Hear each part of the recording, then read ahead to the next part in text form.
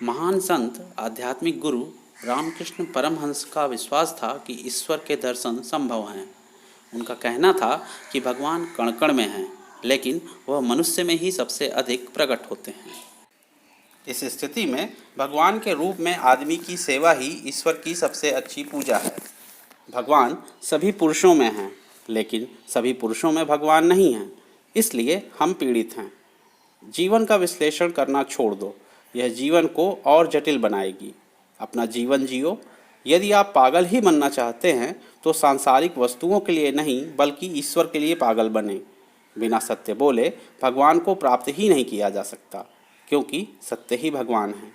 सत्य बताते समय बहुत एकाग्र और नम्र होना चाहिए, क्योंकि सत्य के माध्यम से भगवान का अनुभव किया जा सकता है। जल में गोता लगाए बिना मणि प्राप्त नहीं की जा सकती। इसी प्रकार भक्ति में डुबकी लगाकर और गहराई में जाकर ही ईश्वर को प्राप्त किया जा सकता है।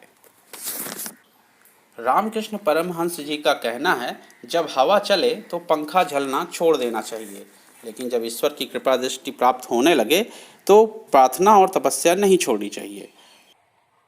उनका कहना है, जिस व्यक्ति में लज्जा, घृणा और भय ये तीनों चीज़ें हैं, वो कभी भी भगवान को प्राप्त नहीं कर सकता। भगवान की दृष्टि उस पर नहीं पड़ सकती।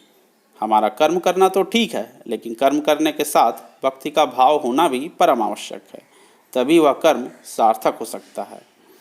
नाव को हमेशा जल में ही रहना चाहिए, लेकिन जल को कभी नाव में नहीं होना चाहिए। ठीक उसी प्रकार भक्ति करने वाले इस दुनिया में रहें, लेकिन भक्ति करने वालों के मन में मोह माया का लेस मात्र नहीं होना चाहिए। जिस तरह फूल खिलने पर मधुमक्खी बिना बुलाए आ जाती है, उसी तरह किसी व्यक्ति के प्रसिद्ध होने पर लोग अनायास ही उसका गुणगान करने लगते हैं। अनुभव एक कठिन शिक्षक है, वो पहले परीक्षा लेती है और बाद में सबक देती है। आपका जितना परीक्षण होगा, आपका अनुभव उतना ही ज़्यादा होगा और इससे आपका जीवन बेहतर होगा। उनका कहना है कि धर्म की बात तो हर कोई करता है, लेकिन धर्म को अपने आचरण में लाना सबके बस की बात नहीं। सभी धर्म समान हैं, हाँ, सबकी उपासना पद्धतियाँ अलग हो सकती हैं। छत पर पहुँचने के लिए आप पत्थर की सीढ़ियों से, लकड़ी की सीढ़ियों से, बांस की सीढ़ियों से, बांस के खंभे से या फिर रस्सी से भी पहुँच सकते हैं। यात्रा महत्वपूर्ण नहीं है, पहुँचना महत्वपूर्ण है। ईश्वर को सभी रास्तों से महसूस किया जा सकता है। प्रेम के माध्यम से त्याग और विवेक की भावना स्वाभाविक रूप से प्राप्त हो जाती है।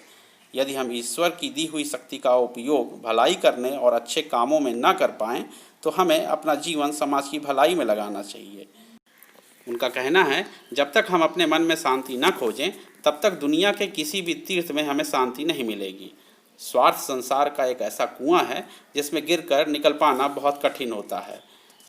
रामकृष्ण परमहंस कहते हैं कि सज्जनों का क्रोध जल पर अंकित रेखा के समान है, जो शीघ्र ही विलुप्त हो जाती है।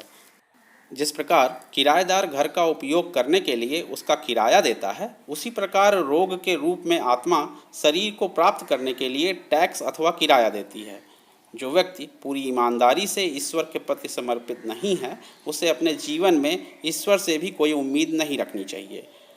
जिस तरह गंदे शीशे पर सूर्य का प्रकाश नहीं पड़ता, उसी प्रकार गंदे मन विचार वाले व्यक्ति पर ईश्वर के आशीर्वाद का प्रकाश नहीं पड़ता।